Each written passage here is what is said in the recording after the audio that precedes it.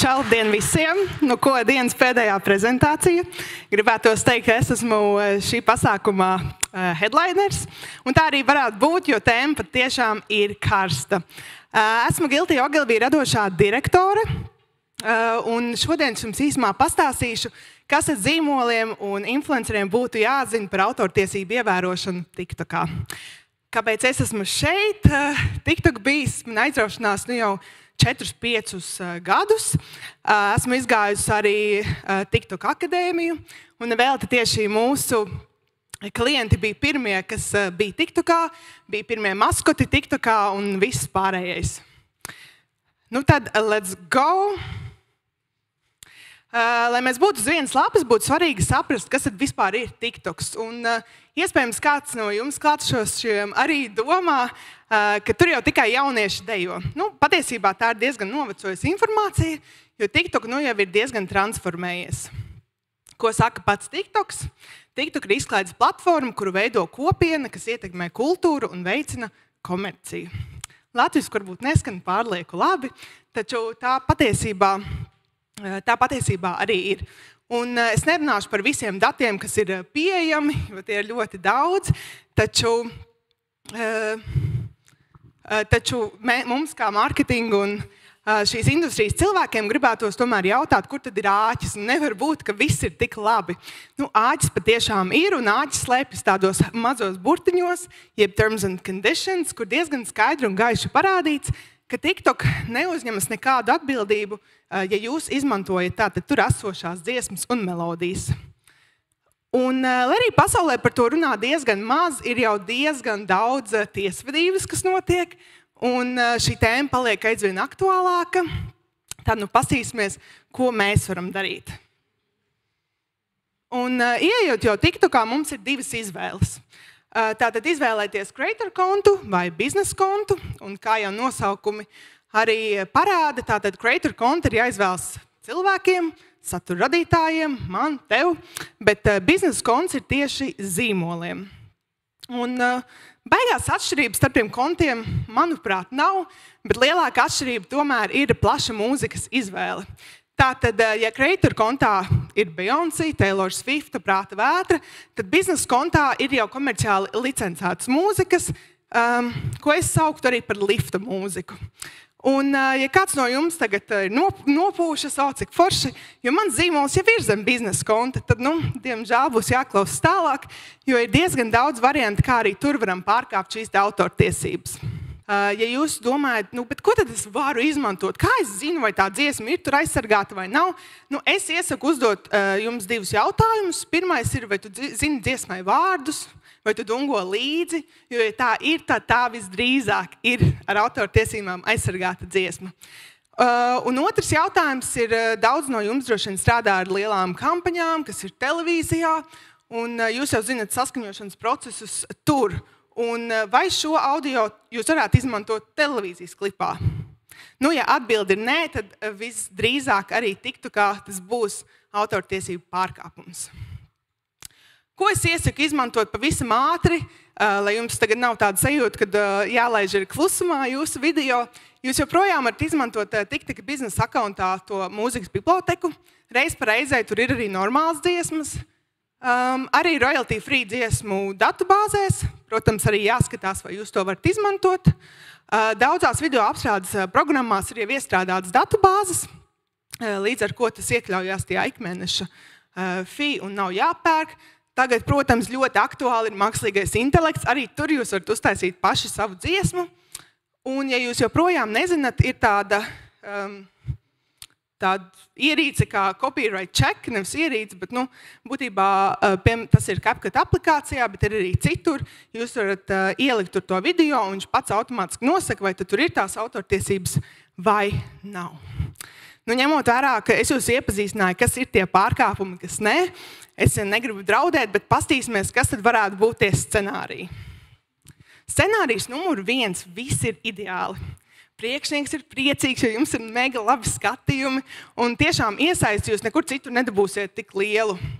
Un, video netraucēti turpina dzīvot savu dzīvi. Variants numur 2. TikTok pats atpazīst, ka tā ir ar autortiesībām aizsargāta dziesma, un viņš noņem skaņu. Vai viņš var video suspendot un tātad samazina redzamību, kas nozīmē, ka tas neiet tālāk citu cilvēku feedos. Nekas traks, jo visdrīzāk jūs esat sasnieguši savu mērķi. Ja mērķis ir informēt par kaut ko, kas bija aktuāls vienu dienu, tad visdrīzāk jūs savācāt skatījumus un viss. Tikai, varbūt ikmēneša atskaitē tāds neprocīgi. Variants numur 3, kas šodien jau izskanēja vairāk kārt, ir tāda kā PR krīzīte lokālā, kas ir arī Cēsu alus case, un tad te mēs vienkārši varam padomāt, vai jūs to gribat, jo mums jau Latvijā tīpaši ļoti svarīgi ir tomēr zīmola reputācija un cik to grūti ir uzbūvēt un noturēt. Tāda viela pārdomām. Tālāk. Variants numur 4, šis nav baigi patīkami, jo ir atsūtīts brīdinājums. Tātad, ja nedzēsīsiet konkrētus video, jums var nākties maksāt. Šis ir joprojām labs scenārijs, kas nozīmē, ka jums neviens neliek maksāt, jūs vienkārši esat nonācis redzeslokā. Kas nozīmē, visdrīzāk, ja jūs turpināsiet to darīt, tad jums var pienākt rēķins.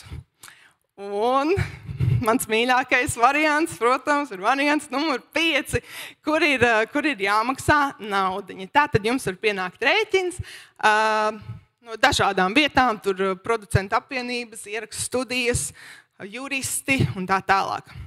Un te ir pavisam interesanti, kāpēc, jo tā summa tiek rēķināta, ņemot vērā to dienu skaitu, kamēr video ir TikTokā, reizināts tur ar video skatījumiem un vēl dažādām formulām, līdz ar ko šī summa noteikti nebūs mazāk kā pāris tūkstoši.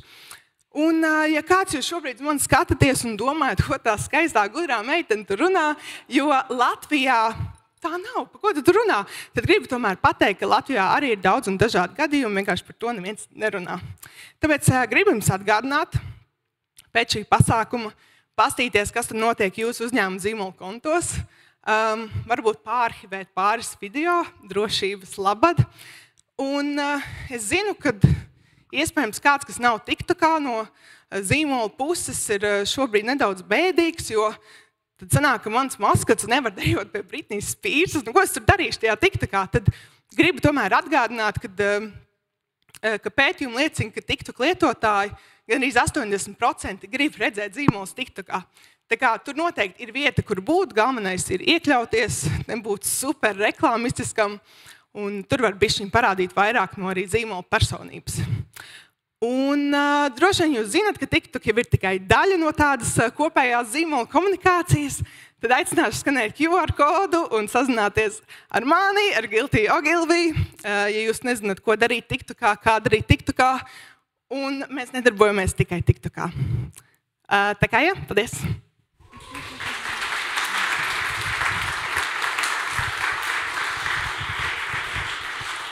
Paldies tev, Anna! Brīnišķīgi, mēs visi atmodāmies, mums enerģijas pieplūde notika no tavas prezentācijas. Jā, man liekas, ka tur bija tas tests, un tu teici, it kā nav atļauts. Nevienā no taviem gadījumiem man blakus sēž Kultūras ministrijas autortiesību nodaļas vadītāji. Tur nebija neviens variants. Es saku to tiem, kas sēž ekrānam otrā pusē, draugi, to, ko Anna rādīja, tos testus, to nedrīkstēja darīt. Ja? Un tas lielais zīmols, tas piemērs bija par to, ka viņi bija ar autortiesībām aizsargāt. Jā. Jā, līdz ar to gadās arī lieliem zīmoliem. Jūs jau redzējāt, ka tiesvedība notiek, cik tur 14 NBA komandas bija iesūdzētas. Ja? Līdz ar to tas ir ļoti nopietni un arī dārgi, es pieņemu. Ja? Un patiesībā arī tie pēdējie gadījumi, kad tas priekšnieks ļoti priecīgs, visi forši, bet mēs varētu pajautāt autortiesību speciālistiem,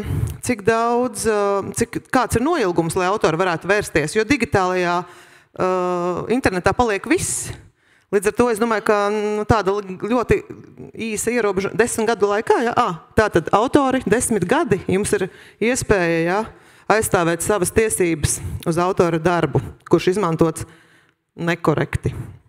Lūk, man ir daži jautājumi, bet es uzdošu tikai vienu šobrīd, jo mums būs jautājuma atbilžu sesija. Un tā tad, te ir tāds jautājums, kas faktiski, vai reklāmas aģentūra nav juristi? Cik es zinu, nē. Nē. Es domāju, ka tas ir jautājums drīzāk par to, vai tad aģentūra nevar pateikt, ko darīt, ko nedarīt pareizi. Es domāju, ka, man liekas, Anna ar savu prezentāciju parādīja, ka tieši aģentūras var to izdarīt. Bet, ja jums nav kaut kas skaidrs, tiešām jāvēršas pie juristiem. Ja, un, jābūt pārliecinātam, ka jūsu partneris zina šīs te nianses. Ja. Tāpēc, ja aģentūras pašas iespējams nav juristi, tad aģentūras runā ar juristiem, ja, lai neradītu riskus savu klientu zīmoliem. Tas droši vien bija varbūt kaut kādā mērā atbilde.